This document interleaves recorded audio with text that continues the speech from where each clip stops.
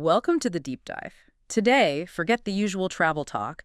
We're zeroing in on business in Germany, specifically the import-export scene. That's right. We've got some really insightful articles here. And our mission, well, it's pretty simple. Cut through the complexity and figure out why Germany is such a powerhouse in global trade. And crucially, what it actually takes for you to set up an import-export business there. Yeah, if you've ever considered going international, or maybe you just want to grasp how global commerce really works, you're definitely in the right place for this deep dive. Absolutely. Germany isn't just, part of European trade. In many ways, it is the hub. It's always at the top of the rankings. Consistently. And when you look closely at the infrastructure, the sheer volume of goods, well, the appeal for import-export entrepreneurs becomes very, very clear. So we're going to break down why that is. And then walk through the practical steps. How do you actually get started? Okay, let's hit that why first. I mean, it's not just a feeling that Germany is a big deal, is it? Not at all. The numbers back it up. We're talking the fourth largest economy globally.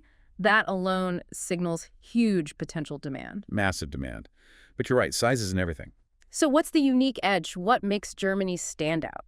Well, think about its location. Smack bang in the center of Europe. Right. Geographically central. But it's more than that. It's about the EU single market. Access to over 500 million consumers. With streamlined customs, fewer barriers. Exactly. Compared to trading outside the bloc, it's significantly easier and often cheaper. That access is a huge draw. And it's not just proximity, it's efficiency, right? Our sources really hammer home the point about Germany's infrastructure. Oh, definitely. It's world-class. You mentioned ports earlier. Like Hamburg, yeah. A massive hub for global shipping. And then there's the road network, the rail, the logistics. It's all incredibly advanced. It sounds like they've really focused on making the movement of goods as frictionless as possible. They have. And that seamlessness translates directly into lower costs and faster deliveries for businesses. It makes it a very attractive base. What else makes it appealing? The sources mention policies. Yes, business-friendly policies. Things like tax incentives, grants aimed specifically at startups, Support for new businesses. and a legal framework that's generally seen as transparent and predictable. That kind of environment really helps new ventures get off the ground. Okay, and we can't forget the end customer, the German consumer. Right. The data points to really high consumer spending power. So if you have quality products, there's a good chance you'll find people ready and able to buy them. Absolutely. Strong economy, consumers with cash. Yeah. It's a promising mix for both importers and exporters. Increases the odds of, decent profit margins. All right, Germany sounds like prime territory. Well- So let's talk specifics. What kinds of opportunities are buzzing right now? What are the trending sectors for import and export? Okay, starting with imports, what's interesting is how the trends reflect changing tastes. Like what? Well, there's a big appetite for organic foods, superfoods. Mhm. That whole health and wellness trend is huge in Germany. Makes sense. We see that globally. And also exotic fruits, vegetables, interesting spices, teas, coffees. People seem keen on diverse international flavors. So adventurous eaters. What else? Handicrafts, ethnic garments, suggesting a market for unique, maybe culturally specific items. Niche products. And then, of course, you've got the staples, electronics, consumer goods. But interestingly, also things like Ayurvedic or herbal products, another nod to that wellness focus. So a mix of wellness, unique cultural goods, and the usual consumer demand. What about the other side? What are German companies successfully exporting? No surprises here, really. Germany's traditional strengths shine. Auto parts, machinery. The classic made in Germany stuff. Engineering excellence. Precisely. Industrial equipment, too. But also, and this is key, renewable energy components. Reflecting that global shift and Germany's role in sustainability. Exactly. Plus, pharmaceuticals, medical devices, high-tech, high-value sectors. So not just heavy industry. No, not at all. Specialty German foods are still big exports. Think quality cheese, sausages. And beer, presumably. And beer, of course. And finally, eco-friendly products in general. Tying back to that sustainability push, these lists give you a good flavor of where the action is. Okay, great overview of the why and the what. Now let's dive into the how, the nuts and bolts. Our main source lays out 8 steps to start an import-export business there. Step 1, choose your legal structure. Right. And the source highlights 2 main options for startups. The UG, sometimes called the mini GmbH. Mini GmbH. Yeah, and the standard GmbH.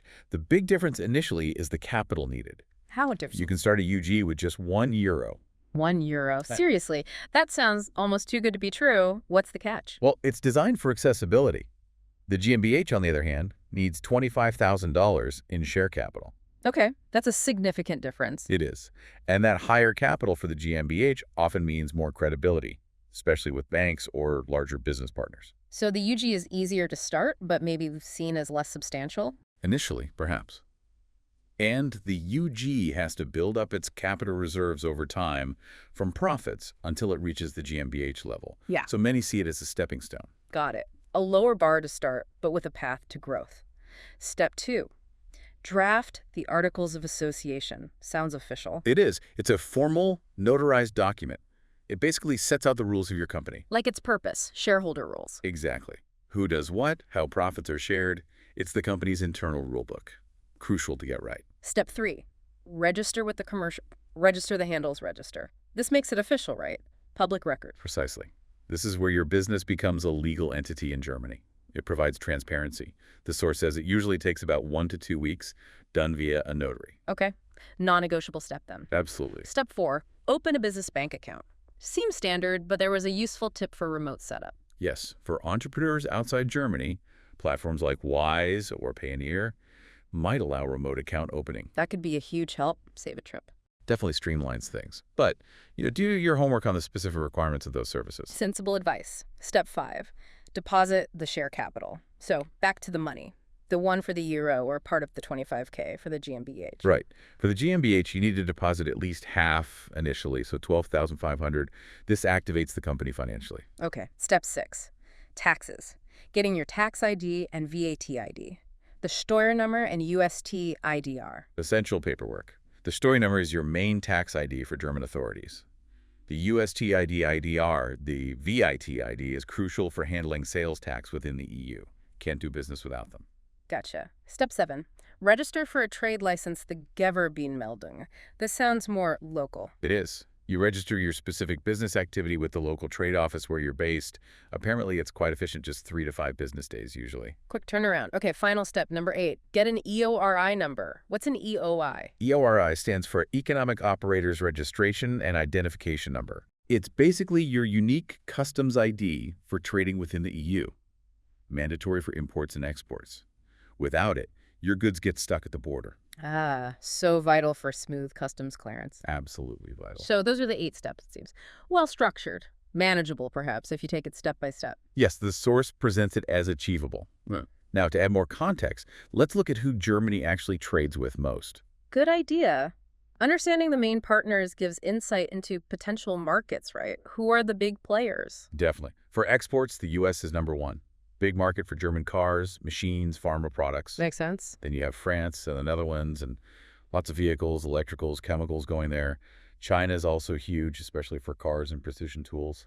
And Poland is a major buyer of German engines and machinery. Wow, lots of high-value manufactured goods heading out. What about imports? Where does Germany buy from? China leads there too, mostly electronics and machinery coming in.